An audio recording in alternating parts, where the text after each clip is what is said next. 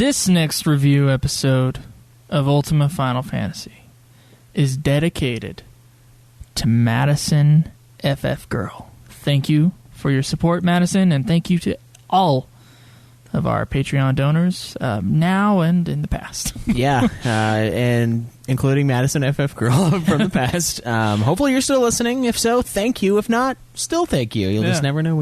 Thank you. Never know. Let's get to it. Yeah, let's get to that review.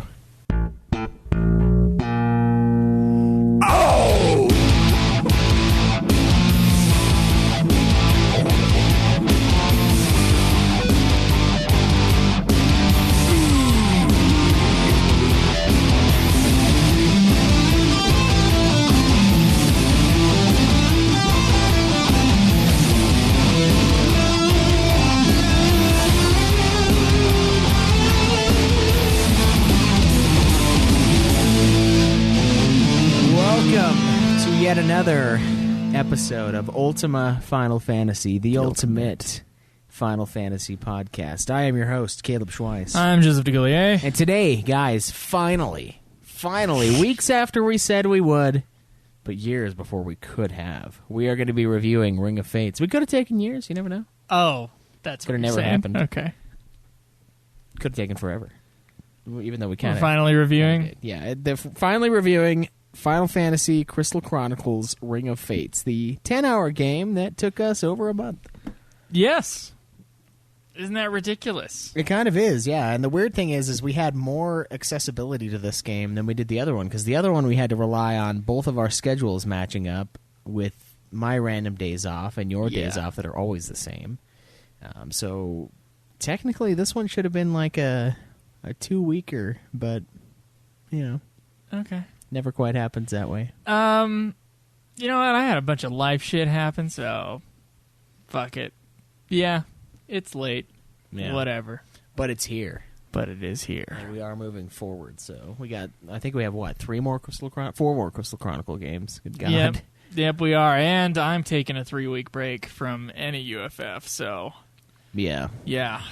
Well, we got some backup episodes for you guys that we think you'll enjoy quite a bit. Yes.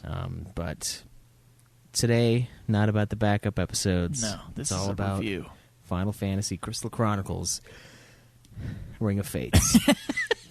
The names just seem to get longer and longer as we do some of these. If this is your first UFF episode, which I don't understand why it would be, we are a weekly Final Fantasy podcast dedicated to going through every single game with the title Final Fantasy in it that has been brought over to the United States. Yes. And then later, doing a bunch of spin-offs from that. But anyway, we have been going from Final Fantasy 1. We did the main series, then we did sequels and prequels to the main series, and then we're going through universes that were connected to the main series, and then there's the other Final Fantasy games not connected whatsoever, but still titled Final Fantasy. Mm-hmm. And the Final Fantasy Crystal Chronicles series is the first of that batch. So, and this is our second Final Fantasy Crystal Chronicle game. Yes, it is. And if you want to check us out, we're at ultimafinalfantasy.com. We have forums there that you can ask questions you can ask us questions through that. You can tweet me at Joseph DeGillier. You can tweet Schweiss at UFF Podcast. And we have a Facebook page, facebook.com/ultimafinalfantasy. And if you want to support the show, we do have a Patreon page, and you can click through our Amazon link. Whatever you buy there, we get a small kickback for. So thank you to all those who have supported the show and, talk to us on social media and talk to us on the forum.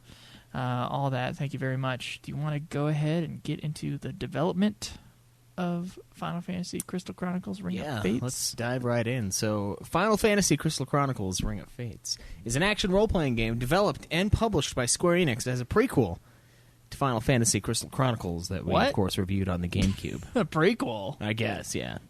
The fuck?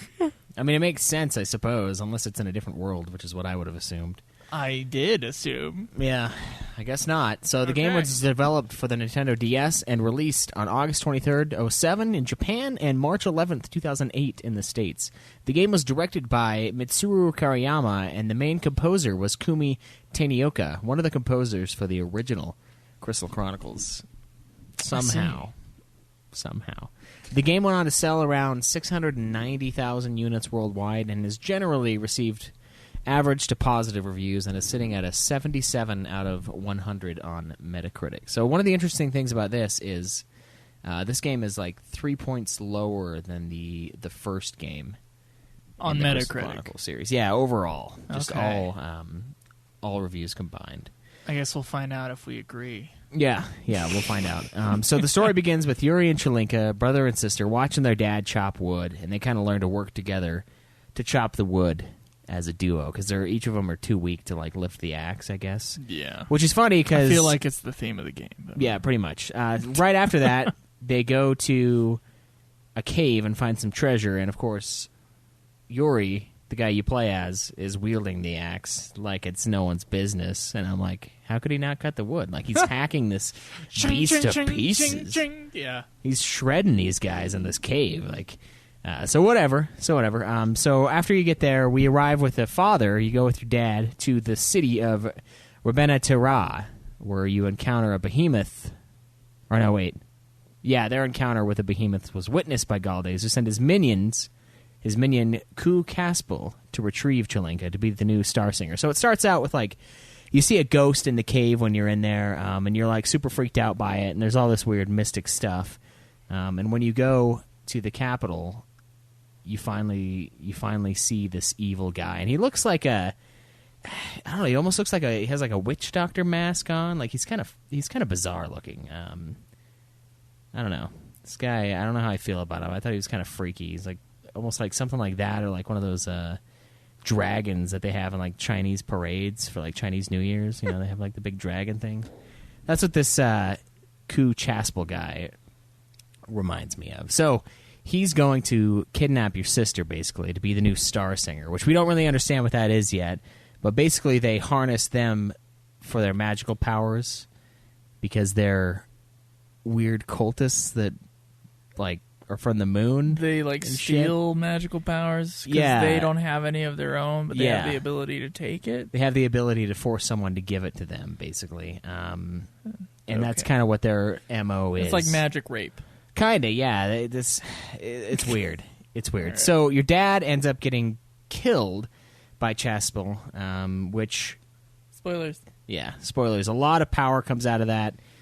Your sister is basically sort of in like a catatonic state. She can't really talk. She can't really do anything. And she sleeps for a really long time. So your dad dies, and that moment was really reminiscent of Galoof in Final Fantasy V, like a big sacrifice. Like he sort of blocks all of the damage and saves the kids.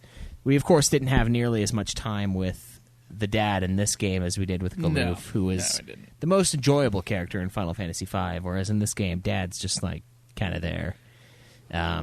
We then get a really fucked up scene where you bury your father, and he basically thinks he's all alone. All of his friends are gone. You had like buddies that were in the town before, and that was where I was like, oh hey, this is where the 4-player is going to come in.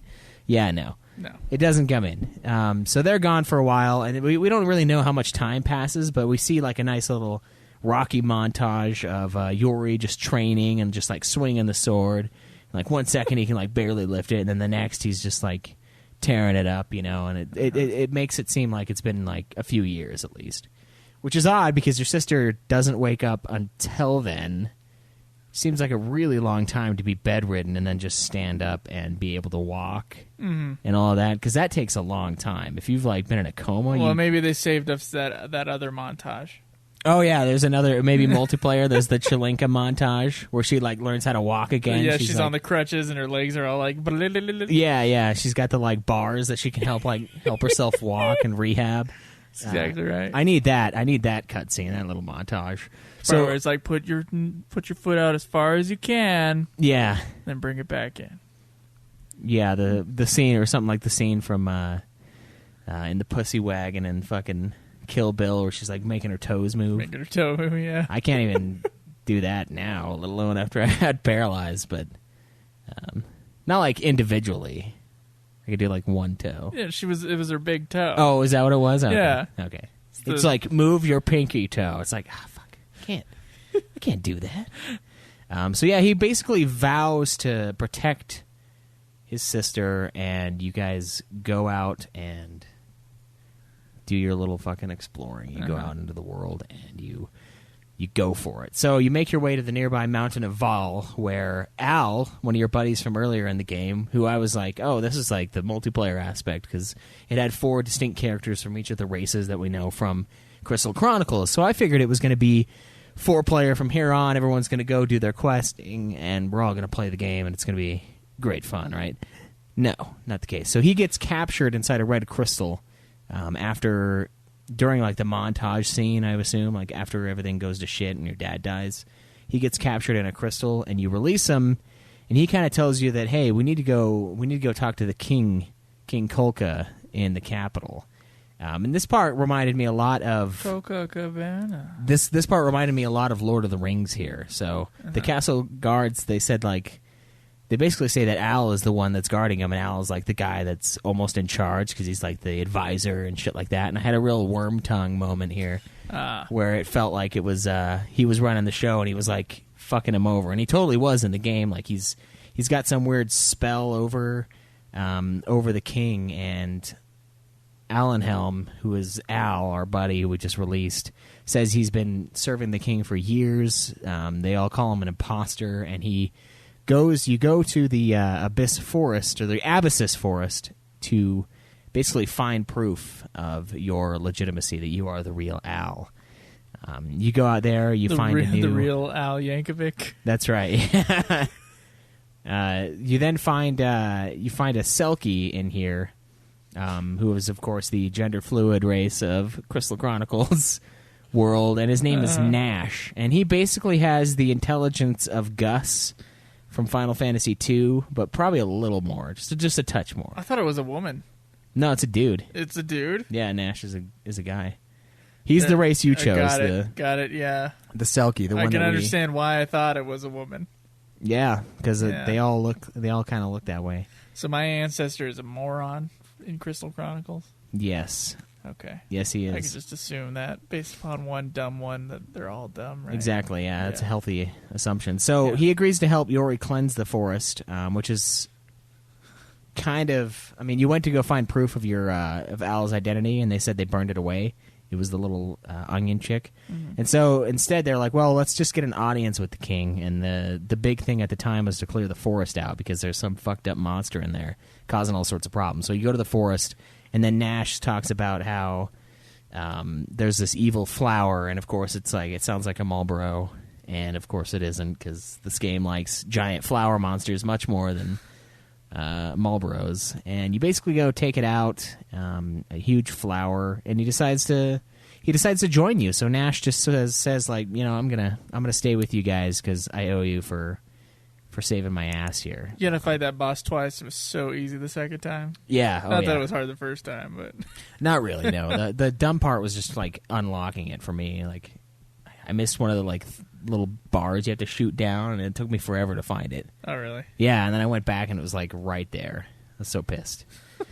So you go back to Rabena Terra, and you're allowed into the castle, and you find that the king is super ill at the mention of the twins' parents. So there's some kind of magic going on with the king, and the guy claiming to be Allenheim refuses to let him speak with him.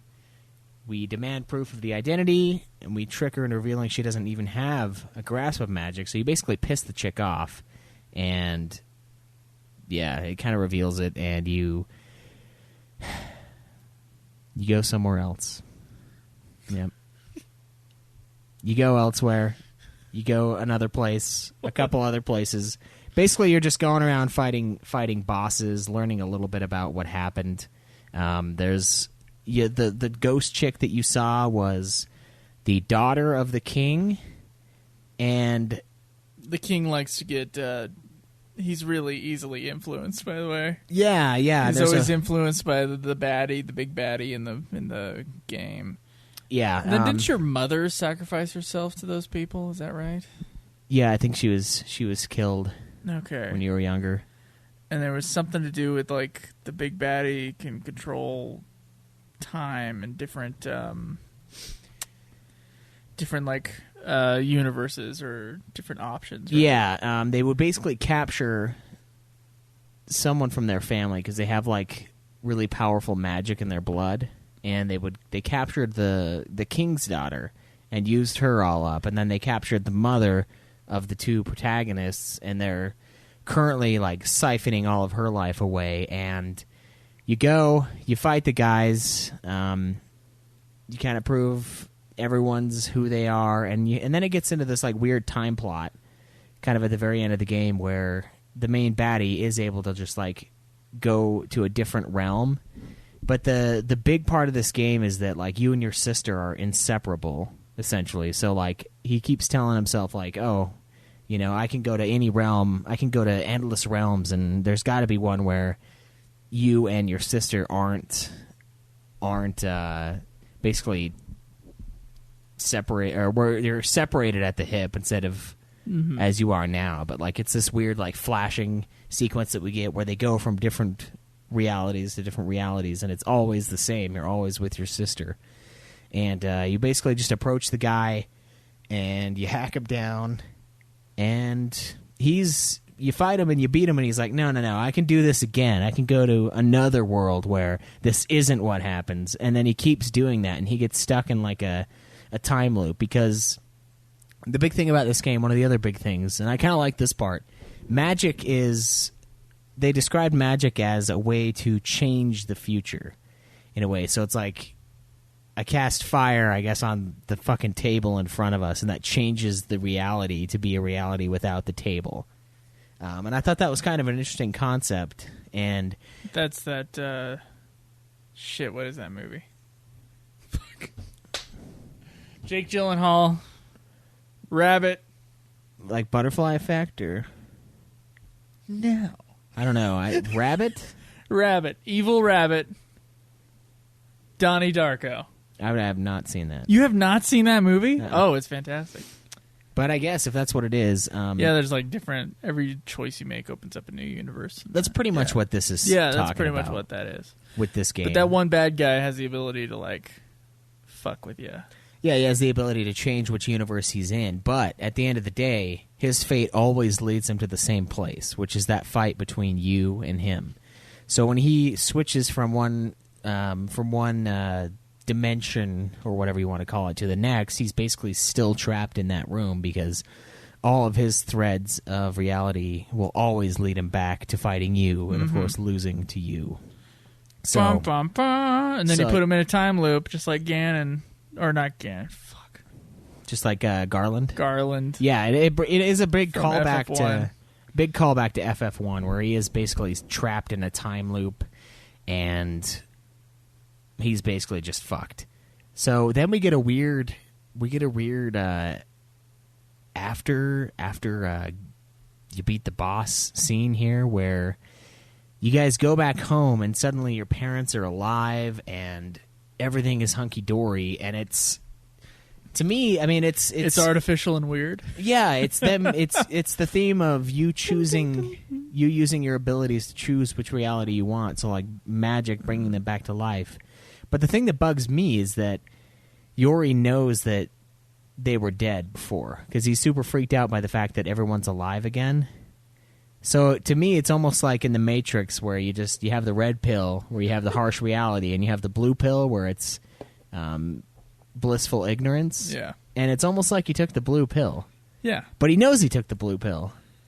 Well, he just chose that reality, that's all. Yeah, so it doesn't make it real or fake. They're both real realities. Yeah, it is. I guess that's true. And I mean, he takes it as an opportunity to kind of live the life that he's always wanted to. Right. As a kid, and then he grows up naturally without his parents being slaughtered in front of him, or taken away to be harnessed for magic by a moon-worshipping cult. What if later on, though, something way worse happens in his life in that reality? I don't know. I'm just wondering. Curious. Then it becomes like the 11/22/63 book or movie, where like you can go back and it resets it. So like basically they found a way to go back in time, and then when you go back again, it resets everything you did the first time, so you can like just keep redoing it. But it like also, spoilers here, it starts fucking. I'm a quarter of the way through that book. Don't you dare fucking spoil me. I can't then. All right, but it's kind of like that, I guess. So, I mean, he should technically have the ability to take it all back if he wants to, but one of the things his sister said to him was like, I'll always be with you. There will always be a Chelinka with a Yuri somewhere. And I was like, I don't know if that's very comforting, because I'm only one. I like the idea of the multiverse thing, personally, because, every stupid choice I ever made, somewhere, in some alternate life of mine, I made a better choice. Yeah. Yeah. Yeah, I kind of like it. It's kind of cool, and I like how they approach the time loop for the bad guy, too. Like, you were powerful enough to just kind of keep him trapped in the time loop, and now he just has his own version of hell where he just does the same thing over and over and over again, and no one's going to stop him from doing it. Right. So, I kind of dug that. I feel like Garland was just kind of glossed over. Like, you knew he was fucked, but yeah, then it was over. This one we actually saw the dude just like, shit, I'm stuck here forever now. And yeah, I don't know. I thought the story mostly pretty simple, pretty much hero's journey fodder. You've got some interesting characters. I thought all the characters were cool. They had their own distinct ways of talking, ranging from annoying to really annoying. Yeah, that's right. I thought the voice acting was pretty good. Yeah. Yeah. Was pretty good overall. Even the side characters like the king and the main baddie and the sub baddie, the cell whatever guy, Chaspel guy. I thought he was kind of hammy sometimes, but it was pretty good. It was very diabolical, and we didn't really have we didn't have any voice acting in the first game at all, did we? We did, from a lady who was the narrator, yeah. In the woods of the flowers that bloom, yada yada yada, I need a broom. That lady. Yeah, rhyme lady, Dr. Seuss's shitty Dr. wife. Seuss, yeah. So it was all right as far as story is concerned for me. I mean, there are some little bits and pieces that we left out. I mean, they're basically the moon guys, the main baddies. They worship the moon, and they come from the moon. Right. Okay. And because their hearts are evil, magic refuses to be usable by them. So, like, because their intentions are malicious, the magic almost has a will of its own. And that's why they have to use surrogates to harness the magic, which is where they end up taking the star, whatever the fuck I said earlier. It says it like twice, but they basically use you as a vessel. And they do that to your mom and the king's daughter. And they wanted to do that to Chelinka as well, but they weren't able to. Yeah, it's pretty simple. I will say that it is generally unmemorable, because within like 3 days, I totally forgot the plot of this game. And it has nothing to do with like it being weak or anything. It might just be like too short and not impactful enough for what it is. Yeah. Oh, there is a pretty I do remember like the middle cutscene was really long, and then the ending cutscene is really long. And it doesn't seem like the game earns long cutscenes. It just was suddenly forced upon me. Yeah. There was another great scene where you end up, after your father dies, you end up killing him in the land of the undead again. And that kind of reminded me of an FF4 when you had to kill the ninja's parents. Not as impactful in this because the character development isn't quite as solid. No. But it was still kind of a cool thing. But there's some good shit in there. But yeah, the voice acting was good. I thought the bad guy designs were pretty cool. But mostly this was a gameplay game for me. Yeah. I mean, there was way more plot in this game than there was in the first Final Fantasy Crystal Chronicles. 100 times more plot. But I also think the gameplay was better as well. Yeah. So it plays fairly similarly to the original Crystal Chronicles. It's kind of like a puzzle-based action RPG. Puzzle-based thing based upon orbs in your inventory. Yep, that stays. Using everybody's special skills. Of course, you didn't really do that in the first one, but now you do. Where you use multiple party members in order to solve puzzles, so to press certain buttons or to cast spells on certain things, or in this case using the DS touchpad thing in order to like drag a spell across other things. Yeah, the Lilty has like a magic pot where she collects like magical materials, and you can like mix it, and you have to like move the swirl around as if you're mixing swirl the around pot. in a certain timing, and you get to craft magic. One of the things I really liked about the game is the fact that you have inventory space for magic. In the first game, it wasn't really that way. I mean, in the first game, in some ways, it was more forgiving because you could find the magic fire, and you would just have fire for the whole level. But in this game, you just have a pocket for fire spells, so you like gather whatever it is, the orb that makes you able to cast the spell fire. Mm-hmm. And you can hold like 10. And you can collect or craft more fires as you go along. And I don't know, I kind of personally liked that, because then what you're able to do is you're able to go into town and you're able to buy the spells, buy cure, buy life. And it stays with you after the dungeon's over. And it stays with you, yeah. It's not like in the original Crystal Chronicles where it's much more difficult and you have to go find life and cure again. And that's basically how you play the game, is it's a life cure rush, and then once you get that, just steamroll your way to the boss, collect some treasures, finish it, get your rewards, and then go. Another big change for this game is it is level-based. So Crystal Chronicles is all based on the artifact system, where you collect artifacts and you get to choose what kind of stat boost you get from completing the dungeon. Kind of convoluted, led to a lot of frustration. This game, it's back to the roots, XP based leveling. You have your inventory, or your equipment that you get to use to help level you up in that way too. And so the equipment it's always available because of the double screen thing with the touchscreen. Yeah. You don't have to go. There's no cycling. There's no cycling. There's no going into the Game Boy Advance and taking forever to access anything. It's all very accessible, very quick. Which is good, because this game, much like the first one, is kind of a fast-paced game. I mean, you can't be spending time in the menus dicking around. It's a puzzle, platformer, hack-and-slash RPG game. Yeah. A lot of similarities with the first one, with a platform element added in.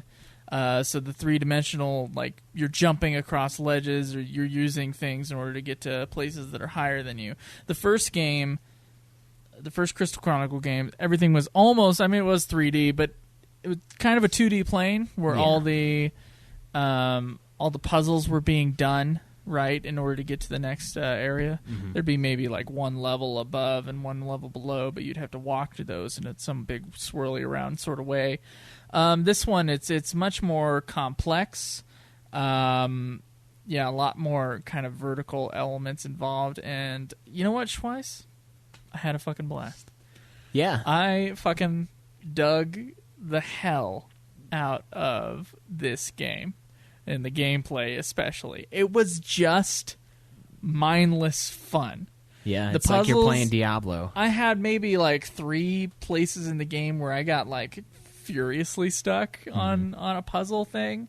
And granted, the game's only 10 hours long. Yeah. And I think there's like 12 dungeons, if you can call them that, or 12 little sections, and they're pretty short, and most of them are really easy, but they're fun because of the way that you're figuring things out and the way that you're like hacking through enemies at the same time as you're doing that. And there's a little bit of challenge there, but it's mostly just like it's like a great little mobile game or a great little DS game. That's what it is. Yeah, it's like a DS Diablo almost.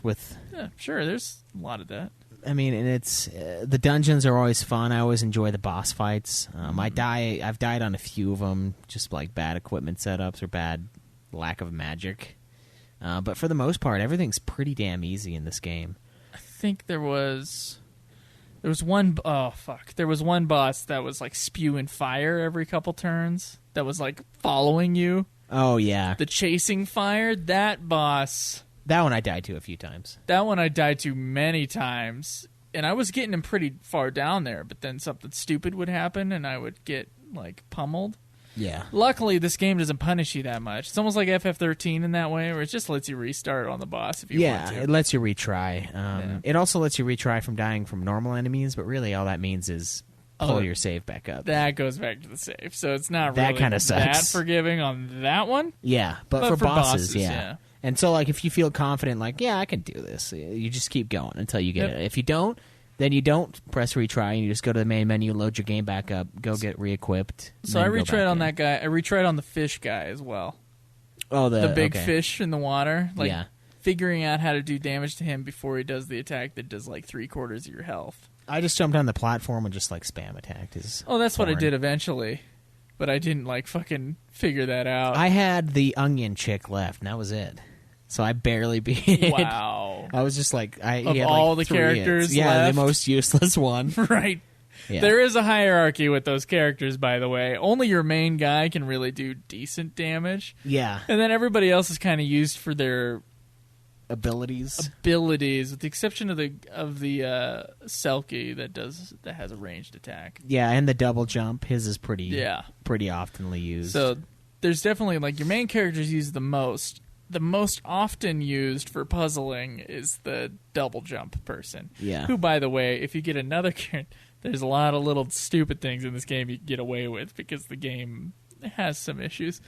If you can get one of your other characters to stand next to the ledge that you can't reach, you can have him, if you time it right before the character like figures out its own AI. You can switch characters really quickly, go to that Selkie, have him jump on top of the other character, and then reach the ledge. Yeah. Yeah. That's ridiculous. That was so much fun to do. You can also stack... yeah. Talk about the orbs and they're just the little items that, you know. So when you kill an enemy, orbs and like scrolls for weapons, much like the first game, or materials in little sacks will pop out of the enemy. And what'll happen sometimes, or often actually, is yes, very often, one of those items will land on top of a character, and whenever they walk, it'll just be like floating above them.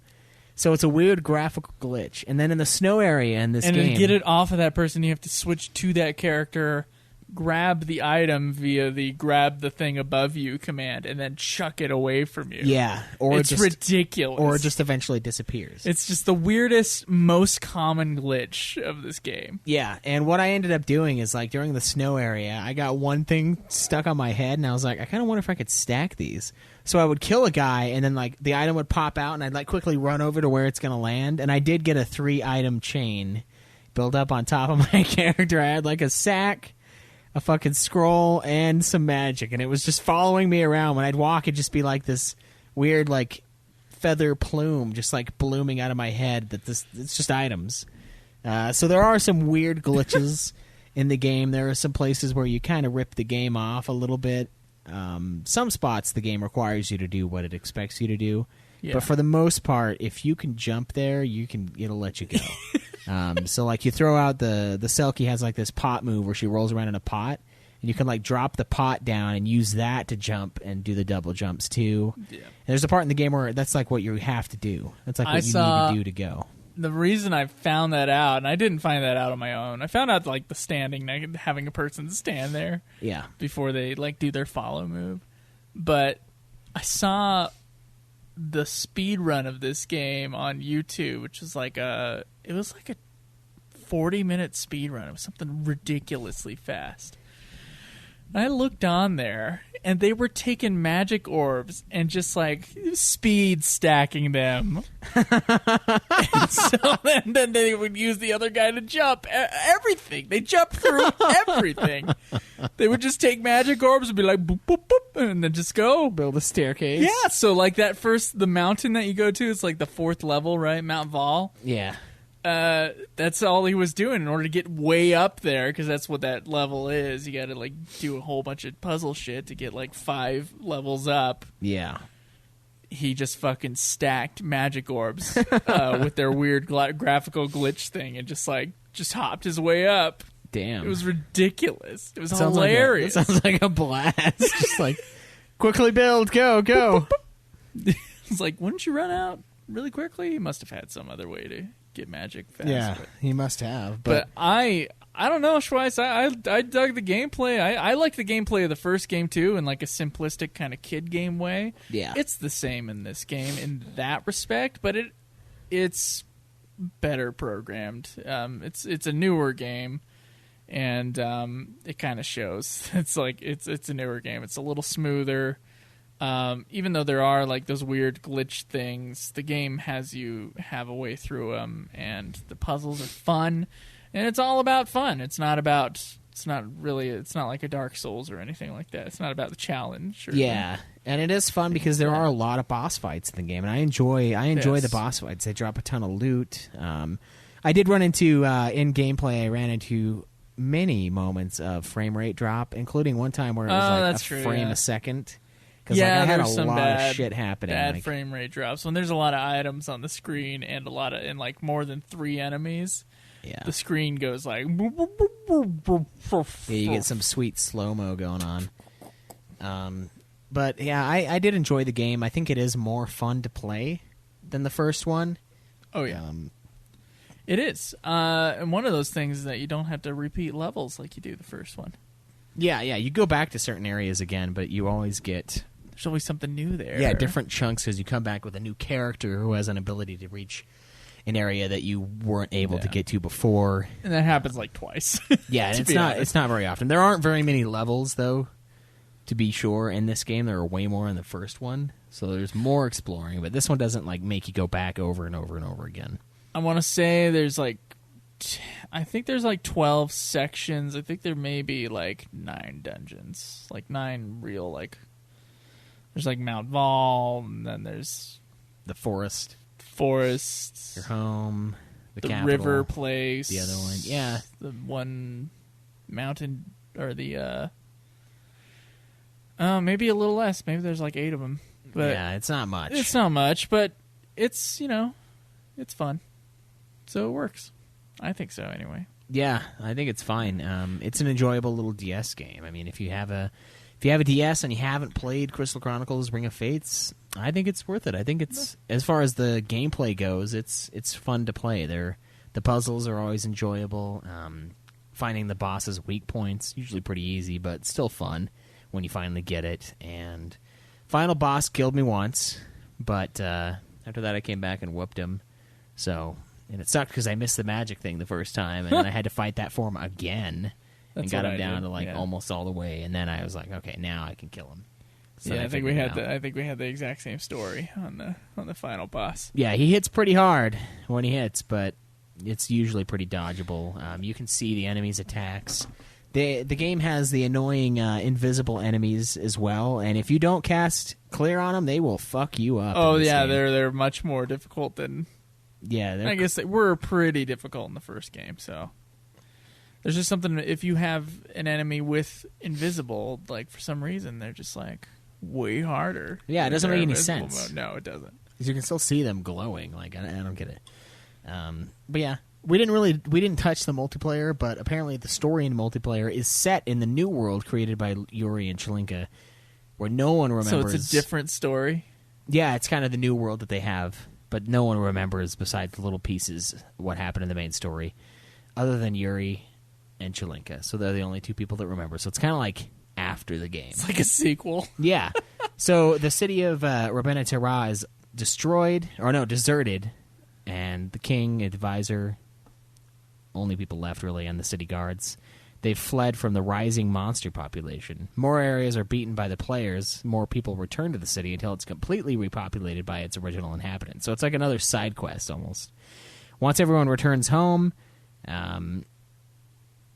oh shit! So apparently, the Selkie blacksmith that you have in the game gets replaced by Ku Chaspel, the guy who we killed, who I guess has undergone a journey of self-discovery and now runs the shop. So he's alive, I guess, even though we totally killed him in the game. In the multiplayer thing, he's there. You defeat the Crystal Temple. You fight the evil spirit who impersonated Al during the game. The Ku Chaspel seems to be the big thing, and the king is super happy. It sounds like a waste of time, honestly, especially because the dude that we killed is alive again. But so I'm kind of glad we didn't play the multiplayer, because it's not really. It sounds like just a bonus quest. It's almost non-canon-y. I just went in first thing I saw was that there was a separate story in multiplayer on one of the wikias, and then when I just pressed the multiplayer thing, it didn't start with a cutscene. it just went straight in. And so that was kind of our decision a little while ago. It was like, okay, we're not playing this multiplayer because we got to play the campaign like we've been doing for all the FFs. Yeah, and apparently you do find a uke that describes a land that's blanketed by miasma.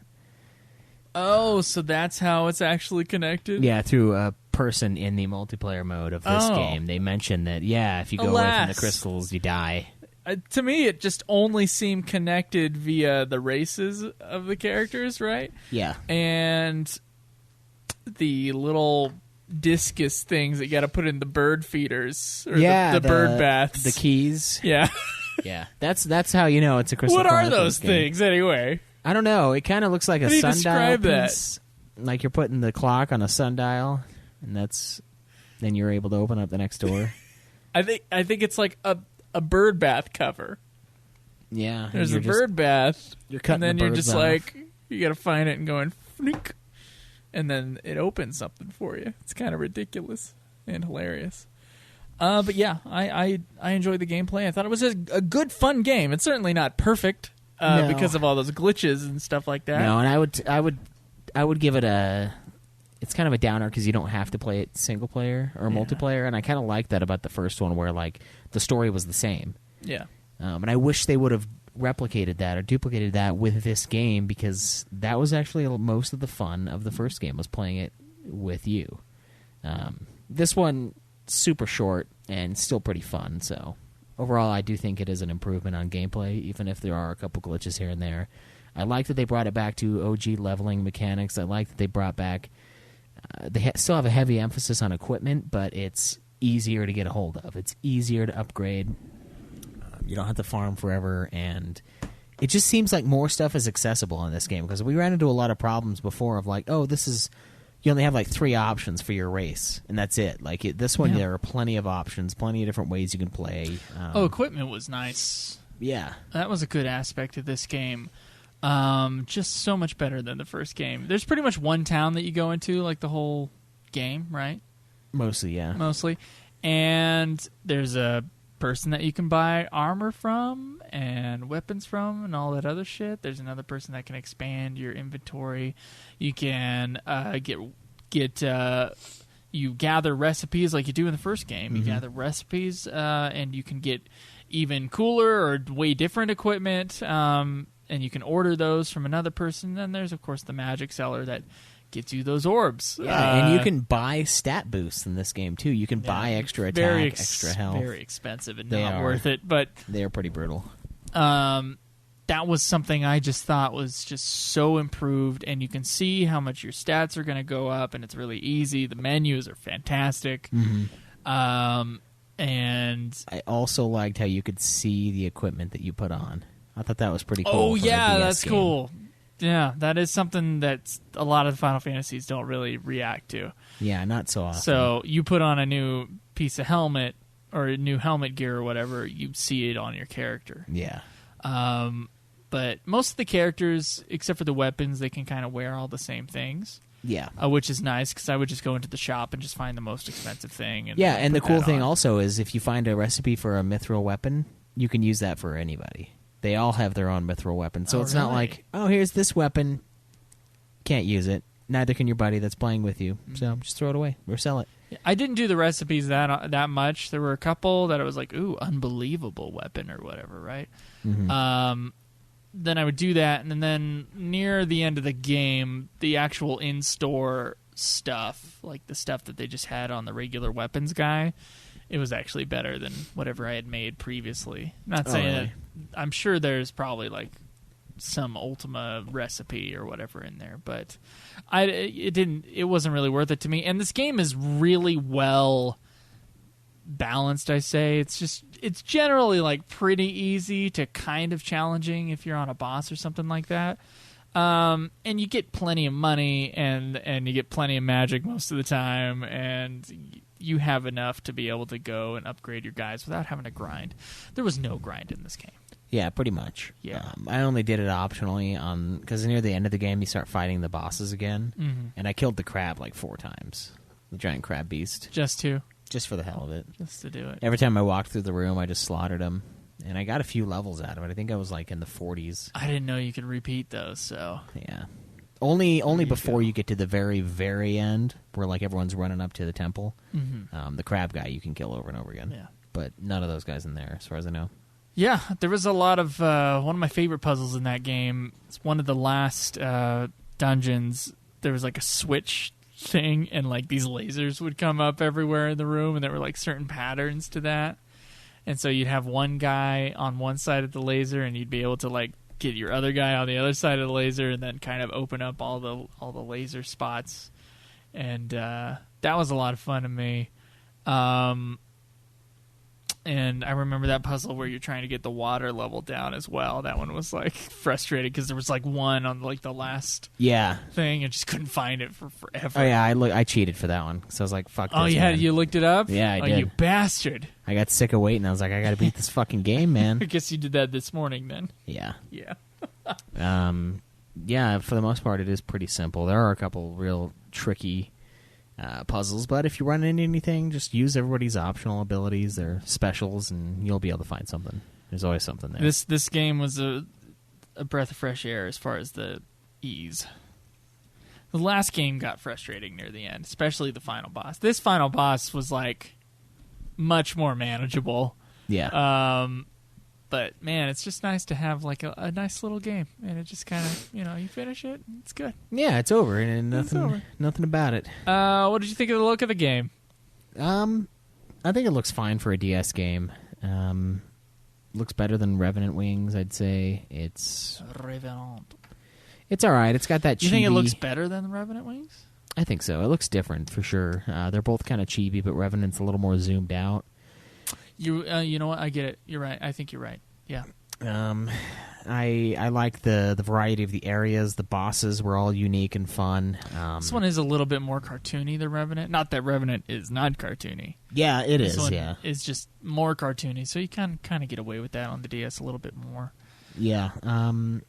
Everything. Yeah, the bosses looked unique. I did like the boss designs quite a bit. I liked the character designs and the cutscenes. I thought those were good. They do have like 3 anime cutscenes that just kind of seem really out of place. A little out of place. And it's not like War of the Lions where that was often. It would be as if War of the Lions did that twice, and that was it. Yeah. Suddenly it's an anime cutscene. You're like, what? Yeah, it almost reminds me of that fucking Tales of Zestiria, where you'd have like 7 different styles of cutscene. Yeah. But, I mean, that was Tales of Zestiria. It was that you had 7 different styles. That's true. It wasn't just like one style and then twice in the entire game another style of cutscene. I mean, that is what was odd there. But I'm not really complaining about it. I thought it was a good, colorful, lots of variety. Kind of like the first game, only once again on a newer system and kind of easier on the eyes because of that. But yeah, I thought it looked good. The armor stuff that you were saying, when you go into the menu and change the armor, it actually changes how the character looks. Like they're actually wearing the armor that you put on them. Yeah. Enemy designs were fun. I can't remember if there was a bunch of repeats from the first game. I know there's like regular Final Fantasy stuff, like the Flan and shit, but... Yeah, it didn't seem like it was too recycled. No. I mean, the goblins, I guess, but those are always going to kind of look that way. Yeah. So it had its own feel, yeah. And I thought that was kind of nice. Felt different. Yep. What about the music? Oh, man. I think the music is about 1,000 times better in this game than in the first game. The menu music is great. There are some really solid tracks, like when you were visiting the ice area. The music in there is really upbeat, and like it's overall, I think the music is pretty good in this game for a. It might actually be like a 5-minute loop and not a 1.5-minute loop. Yeah. On the music, Yeah, that's what happened in Crystal Chronicles. It's like ding ding ding ding ding ding ding, and it would just like do just a set, like a riff, just over and over and over again. Yep. And this game had a little bit more variety. It kind of had the same feel in the music. Yeah, which we can tell it's the same composer, but yeah, they got a lot better real quick. They did. They just did a better job. They added more instruments, more melodies to each song to make it a true piece instead of just a couple notes that they found that sounded cool. It seemed like it was just a little bit more expansive, a little bit longer, so that the music didn't grate on you. Yeah. Which was appreciated. Yeah, and the music really helped boost the final fight. I mean, it definitely felt like a final boss. Final boss theme was pretty cool. Yeah, I'll agree with that one. Nothing memorable necessarily. No, not. But nothing annoying either. But yeah, nothing that pisses me off and makes me want to not play the game at all. So overall, pretty good soundtrack, or at least good soundtrack. Nothing that really pissed me off. We're zooming through this review, Schweiss. Fucking zooming. I know. Well, there's not really much. No, it's a 10-hour game. You want to get to our 2 questions that people gave a shit enough about to ask? Yeah, let's run through those real quick. After I get my real quick, guys. We gotta get out of here. Real quick, yeah. Questions for us. We would like to hear from you. To our forums. Don't contact us on Twitter. Get on and ask your questions. We'll entertain you. This is the question segment. Ask and you will receive. All right, so first up, we got a few questions from Red Rose. Well, I haven't played the game, but just so you have some questions, I'll no ask one did. this. We got no reviews for this game. Oh, really? None? None. Shit. What was your favorite aspect of the game? The puzzles. I thought they were fun. I mean, some of them are really easy, but you know what? Every once in a while, I want to play something easy. Yeah, it was a fresh breath of fresh air from Dark Souls 3. I'll fucking tell you that right now. I enjoyed it. I enjoyed the ease. I enjoyed that I could go along with a pretty simplistic story that I didn't catch all of until after the fact. And even when I did, I was like, most of it's not really. A lot of it's filler. It's pretty basic. It's parents got killed, time loop, yada yada. Yeah. Evil cult. Religion sucks. Religion infiltrated the kingdom and ran. And I was like, man, did they really hate religion there in Japan? Like, screw that. Get out of our friggin' state house. And that's kind of something that happened with the Lunites and the king. They sort of like State House bent him to their will. So another Final Fantasy X thing. This game was like a weird mixture of a lot of different things. It is. I think that's what the Crystal Chronicle games are. It's almost like the Final Fantasy series is experimenting with puzzle, like trying to be Zelda, like a puzzle. Yeah, and it even action has game. like the little puzzle sound when you figure the puzzle out. Yep. It's like doo doo doo doo doo doo. I mean, Yep. it's not that blatant, but it's close. I'm like, wow, Zelda, anyone? Yep. But yeah, it like transcends all sorts of shit. And there's a funny part where one of the Moogles says like, all work and no play makes whatever his name a dull boy. And I was like, oh, nice. There's a Shining reference in here. Like, it's just all over the place. Well, that's just a saying. They're just having fun. I don't think it's a Shining They're reference. just having fun. And that's kind of appreciated in this game. It's not taking itself too seriously. And all of the seriousness is kind of on the side, you know? So that was probably my favorite aspect, was just playing the game and, yeah, having something easy. I agree. Something that you can zoom through and has fun combat. It was enjoyable. It's Diablo mindless, but it's good. What was your least favorite aspect? Least favorite? There's one aspect of the puzzle and one part of the game that drove me nuts. And it was the dropping the orb at the same time as casting the spell, or dropping both orbs in a good timing.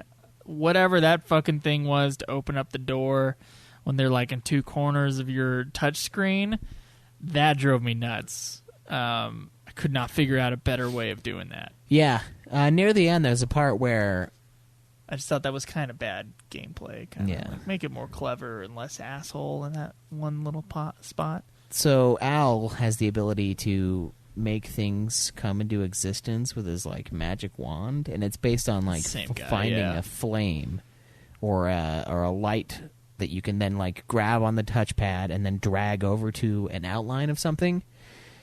There's a part in the game where you have that, and you're riding one of those, and as you're riding it, you come across another little staff or flame thing, and you have to drag it and then pop it onto another little platform, which you then use to drop the key on after you kill all the enemies in the area, and then you go back and retrieve the key. The problem I kept running into with the fucking touchpad was I would accidentally like bump the platform I was standing on, and it would just disappear. And the only way to make it reappear, as far as I know, is to exit and come back in, which of course respawns all of the asshole invisible enemies in the area, so I have to kill them again.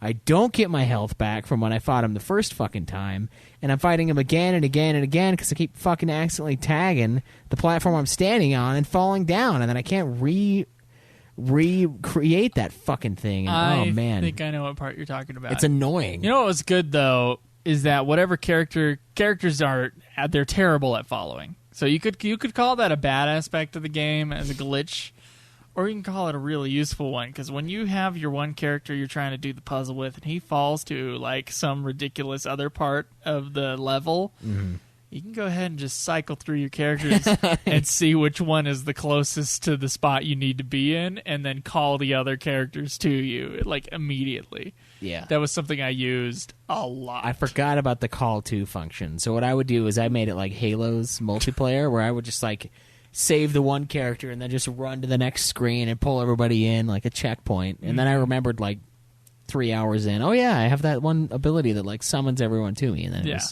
was even easier. Wow. Bet that's the extra hour and a half you have on Probably, the save time. I think I'm at 10:38.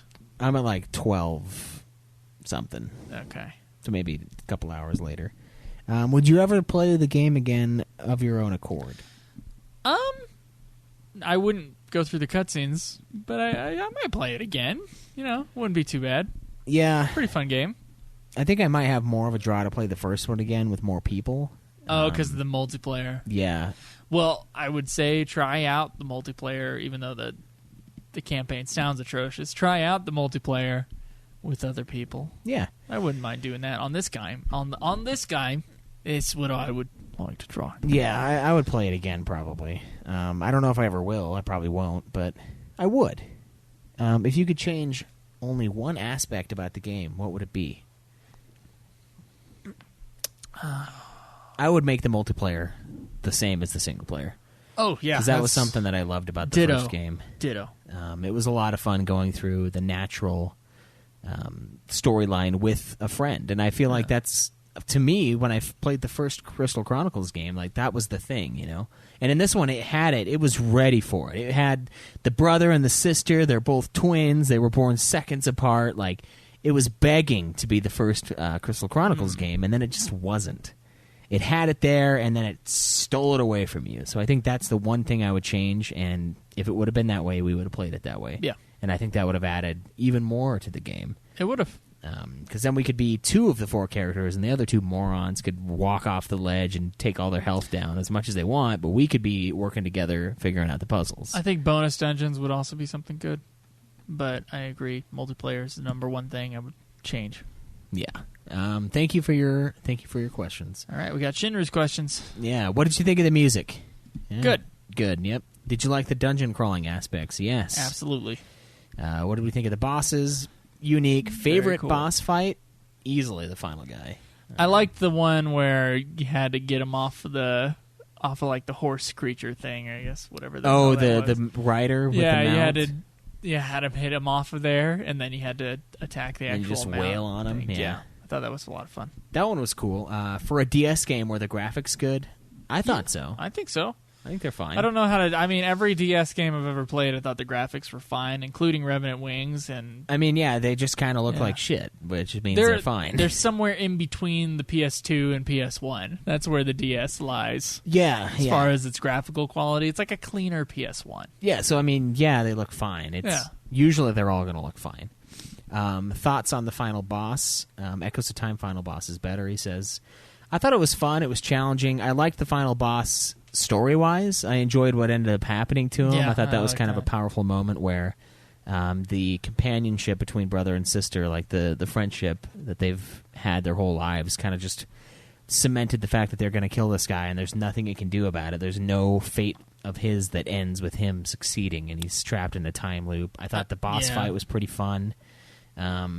Fairly simple, fairly straightforward. Kill the ads, kill the crystals, then wail on him. I like the Ku Chaspel fight too, the one where he like split himself into a bunch of pieces.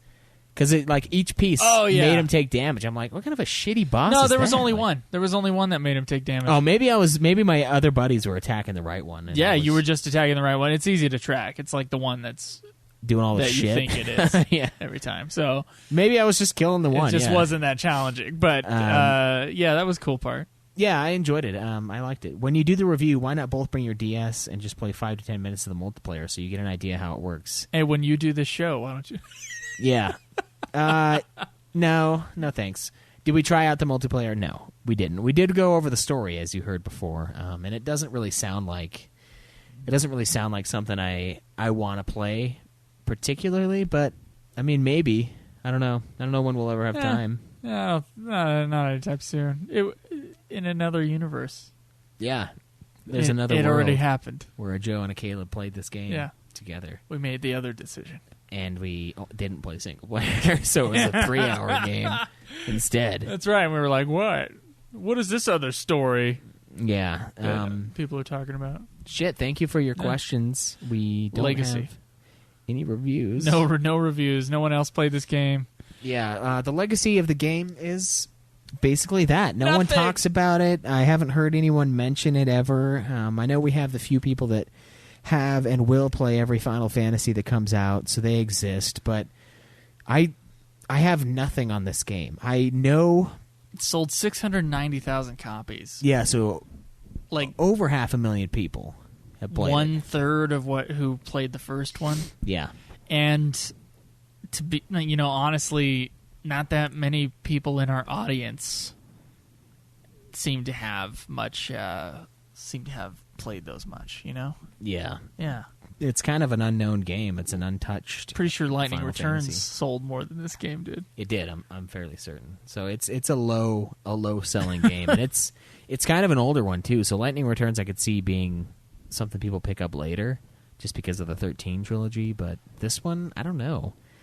I mean, it's a sequel or a prequel, to a game that not that many people played. Mm-hmm. So it's kind of a niche thing. Its legacy is basically unknown to me at this point. We know how it's ranked in the eyes of the reviewers. They put it as the critics. Yeah, they put it as the second best Crystal Chronicle game so far that we've played. So the public eye doesn't seem to be that stoked on this game either. No, and I feel like we're gonna see a bunch of those, like from now on, because we got this kind of swath. We're going from the Crystal Chronicle games, and then we're going into, I believe, like the fighting games, so Air Gaze, and then the 2 Dissidia games, and then we're gonna go through and like do Mystic Quest and shit like that until we're at Final Fantasy Adventure, which is our last Final Fantasy game. Yeah. It's funny on that run. It's so many games that are just like little blips on the radar for Final Fantasy fans. Yeah. That I think we're going to be repeating ourselves a lot here. It'd be like, I haven't heard much about it. Yeah. Unfortunately, And here's our first one of that definitely being the case. And the next 4, except for Revenant Wings was the other one, in the series are going to be the same way. Yeah. We don't know anything about them. We haven't fucking heard know anything about nothing. them. There's like 2 times on How Long to Beat on My Life as a Dark Lord. Really? Yeah. We kind of owe it to that site to put it in there. I know. Then. It's ridiculous. There's just no legacy because it's a game that not very many people played. Unfortunately, I do think it is fun. It's fun enough to warrant a playthrough of 10 hours. I'm sure you've got time for that. So give it a go. Yeah. Yep. I overall thoughts here. This is going to be one of our shortest reviews, by the way. Final Fantasy 2 review is actually shorter, and so is our Final Fantasy 1 review. Here's I think it's a good fun game. It's not a very meaty Final Fantasy game. Certainly if it were like $10 as a used game on a game shelf, I think, and you got a DS and you got a couple hours to kill. This would be a good game to play on break and then just put it in sleep mode or something on the DS while you're doing other things throughout your day. And a few days of that, and you'll beat this game. It's not that hard. I think it's pretty fun. I think it's nice and flashy, and I honestly, here's my spoiler alert for my ranking. I think it is twice, if not 3 times, the game that Final Fantasy Crystal Chronicles is. Yeah, I agree. There's less things to bitch about, and that's why our review is shorter and the game is shorter. But fuck, it is a much better game.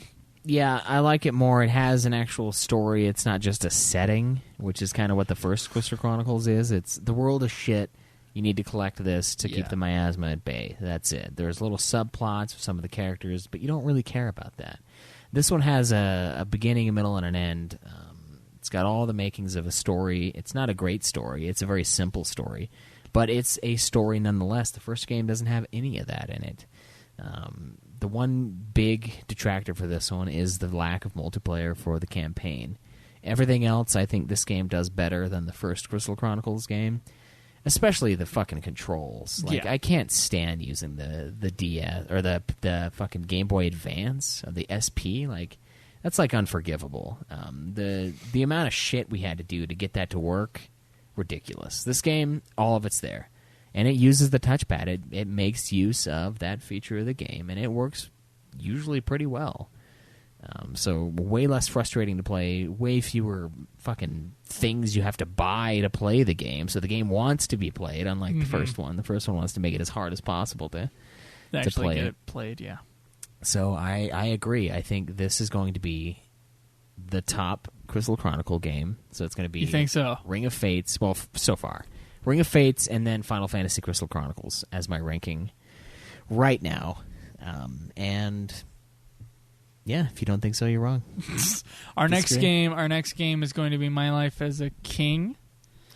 I am going to be taking I'll be taking a small break from the show to make a no-budget movie. And that'll take about 3 weeks of my life, so I just don't have time to do the show. Luckily, we have 3 pre-recorded episodes. We're going to be using up at least 2 of them. Yes.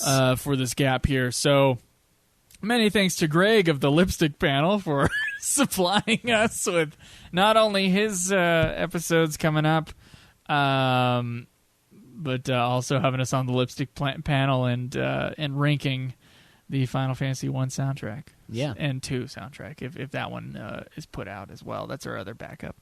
But anyway, that's it for this review, guys. Short and sweet. 1 hour and 7 minutes, Schweiss. That's right.